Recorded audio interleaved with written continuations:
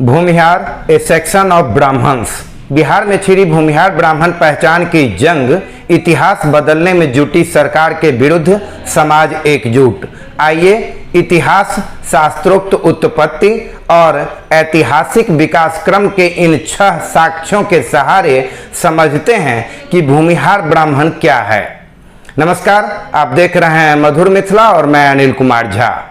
आलेख थोड़ा लंबा है, इसीलिए आपसे मैं आग्रह करूंगा कि धैर्य पूर्वक इसे सुनिएगा। ये शोधपरक आलेख निश्चित रूप से आपके ज्ञान को बढ़ाने वाला होगा। तो आइए जानते हैं कि भूमिहार ब्राह्मण क्या होता है। प्रस्तावना एवं परिचय।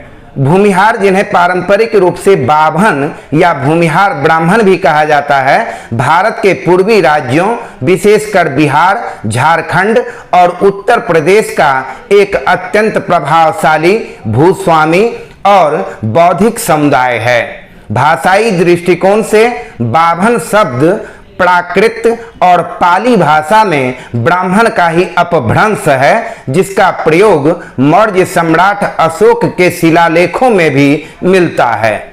ऐतिहासिक रूप से उन ब्राह्मणों का समुदाय है जिन्होंने प्रौहिती पूजा पाठ कराकर दान लेना छोड़कर कृषि, शस्त्र, सैन्य सेवा और भूमि प्रबंधन को अपना मुख्य पेशा बनाया। प्राचीन हिंदू ग्रंथों में भूमिहार शब्द आधुनिक सामाजिक संज्ञा के रूप में नहीं है, बल्कि अयाचक, विप्र, महिदेव, भूसुर और कृषिजीवी ब्राह्मण के रूप में परिभाषित है। ऋग्वेद से लेकर पुराणों तक में भूमि के स्वामी के रक्षक ब्राह्मणों के लिए भूसुर एवं महिदेव शब्द का प्रयोग मिलता है। श्रीमद् भागवत पुराण के 9वें स्कंध अध्याय 15 श्लोक 40 में महर्षि जमदग्नि भगवान परशुराम को समझाते हुए ब्राह्मणों के इसी रूप का वर्णन करते हैं। वयं ही भूदेवा नृप्यते प्रभवो लोक भाविनान क्षमाया राजते तेजः ब्राह्मणी शशि यथा।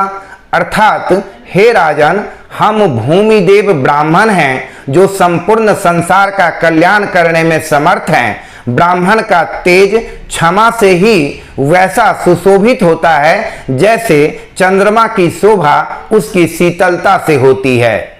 महर्षि मनु ने मनुस्मृति के 10वें अध्याय श्लोक 81-82 में स्पष्ट किया है कि यदि कोई ब्राह्मण केवल याचन दान से आजीविका नहीं चला पाता तो वह क्षत्रिय और वैश्य के कर्मों, कृषि और सैन्य को अपना सकता है। जीवेत एतेन राजन्यः सर्वेन अपि अयम् आपदि न तु एव ज्यायसीं वृत्तिम् अभिमन्येत करहिचित्। अर्थात, संकट काल या विशेष परिस्थितियों में ब्राह्मण अपने से भिन्न क्षत्रिय या वैश्य के कर्मों से भी जीविका चला सकता है, किंतु वह अपने स्वाभिमान को कभी न छोड़े। इसी आज्ञा के तहत शस्त्र और भूमि को अपनाने वाले ब्राह्मण अयाचक श्रेणी में आए। पद्म पुराण के उत्तरखंड अध्याय 236 में उन ब्राह्मणों को सर्वोच्च और तपस्वी माना गया है जो किसी के सामने हाथ नहीं फैलाते और स्वयं खेती करके गरिमापूर्ण जीवन जीते हैं। इन्हें ही अयाचक कहा गया है।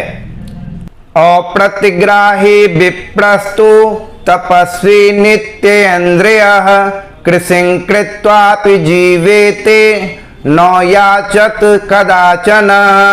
अर्थात, जो विप्र ब्राह्मण प्रतिग्रह यानी दान स्वीकार नहीं करता वह वास्तव में तपस्वी और जितेंद्रिय है। वह अपनी जीविका के लिए स्वयं कृषि का कार्य करके जीवन यापन कर सकता है, लेकिन वह किसी के सामने याचना कभी न करे। स्कंद पुराण के सह्याद्री खंड में भौगोलिक और कर्म के आधार पर ब्राह्मणों के विभाजन की कथा है, जिसमें राजाओं द्वारा ब्राह्मणों को दी जाने वाली कर मुक्त भूमि अग्रहार और उस पर कृषि करने वाले ब्राह्मणों का स्पष्ट उल्लेख है। अग्रहारं समासाद्य नृपाणां शासनात् द्विजा कृषि कर्म रतास्तत्र महिं भुजान्ति सर्वदा। अर्थात राजाओं के राज आदेश द्वारा अग्रहार कर मुक्त भूमि या जागीर प्राप्त करने के जो द्विज ब्राह्मण वहां कृषि और उसके प्रबंधन में लग गए, वे उस भूमि का उपभोग करने वाले भूपति ब्राह्मण कहलाए। बौद्ध काल का उत्तरार्ध और सामाजिक पुनर्गठन इतिहासकारों जैसे महामहोपाध्याय पंडित हरप्रसाद शास्त्री के अनुसार मगध बिहार में बौद्ध धर्म के चरमोत्कर्ष के समय बड़ी संख्या में ब्राह्मणों ने बौद्ध धर्म और उसके प्रगतिशील विचारों को अपना लिया था। उन्होंने पारंपरिक पुरोहिती और यज्ञ प्रणालियों को त्याग दिया और बौद्ध मठों विहारों की जमीनों के प्रबंधन से जुड़ गए। 8वीं और 9वीं शताब्दी में जब आदि शंकराचार्य और कुमारिल भट्ट के नेतृत्व में सनातन धर्म के पुनरुत्थान हुआ, तब ये ब्राह्मण बौद्ध वापस वैदिक मूल धारा में शामिल हुए। चूंकि ये सदियों से पुरोहिती छोड़ चुके थे और जमीनों भूमि के बड़े हिस्से पर इनका नियंत्रण था, इसीलिए इन्हें समाज में भूमिहारक या बाभन के रूप में एक विशिष्ट पहचान मिली। मध्यकाल और मुगल काल के दौरान यह समुदाय एक शक्तिशाली सैन्य ब्राह्मण वर्ग के रूप में उभरा। अपनी प्रशासनिक कुशलता और युद्ध कौशल के बल पर इन्होंने उत्तर भारत में कई बड़े राज्यों और रियासतों की स्थापना की, जैसे बनारस राज, महाराज बलवंत सिंह और चेत सिंह, बेतिया राज, हथुआ राज, टेकारी राज, गया और तमकुही राज आदि इसके जीवंत उदाहरण हैं।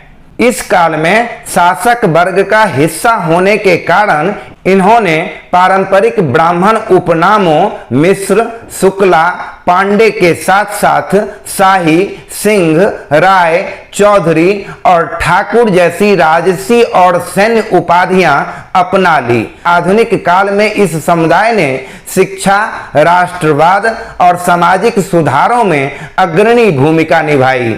19वीं सदी के अंत में प्रधान भूमिहार ब्राह्मण सभा, जिसकी अगुवाई बनारस के महाराज प्रभु नारायण सिंह कर रहे थे, के प्रयासों और ऐतिहासिक साक्ष्यों की गहन जांच के बाद ब्रिटिश सरकार ने 1911 की जनगणना में इस समुदाय को आधिकारिक तौर पर भूमिहार ब्राह्मण के रूप में दर्ज किया। और अंत में वर्तमान साक्ष्य कल्याणी कोश मैथिली अंग्रेजी शब्दकोश संपादक पंडित गोविंद झा। यह पुस्तक कामेश्वर सिंह बिहार हेरिटेज सीरीज 4 के अंतर्गत आती है, जिसे महाराजा धीराज कामेश्वर सिंह कल्याणी फाउंडेशन, कल्याणी निवास, दरभंगा द्वारा वर्ष 1999 में प्रकाशित किया गया था। यह मुख्य रूप से मैथिली भाषा के शब्द का हिंदी और अंग्रेजी में अर्थ समझाने वाली एक प्रमाणिक भाषाई डिक्शनरी शब्दकोश है। इस आधिकारिक मैथिली अंग्रेजी शब्दकोश में बिना किसी संशय के स्पष्ट रूप से भूमिहार को ब्राह्मणक एक उपवर्ग यानी ब्राह्मणों का एक हिस्सा, वर्ग, ए सेक्शन ऑफ ब्राह्मण्स माना गया है। अर्थात शास्त्रों के श्लोक, ऐतिहासिक दस्तावेज और वैज्ञानिक जेनेटिक साक्ष्य सामूहिक रूप से यह प्रमाणित करते हैं कि भूमिहार जाति का मूल पूर्णतः ब्राह्मण है।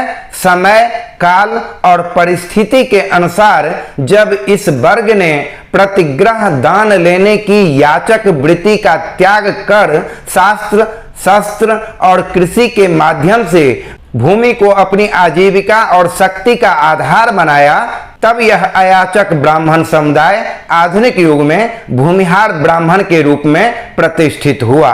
नमस्कार, आपको यह आलेख कैसा लगा? अपना विचार कमेंट सेक्शन में अवश्य लिखिएगा और अगर यह अच्छा लगा हो तो मेरे फेसबुक पेज अनिल झा मधुर मिथिला को अवश्य फॉलो कर लीजिएगा। धन्यवाद।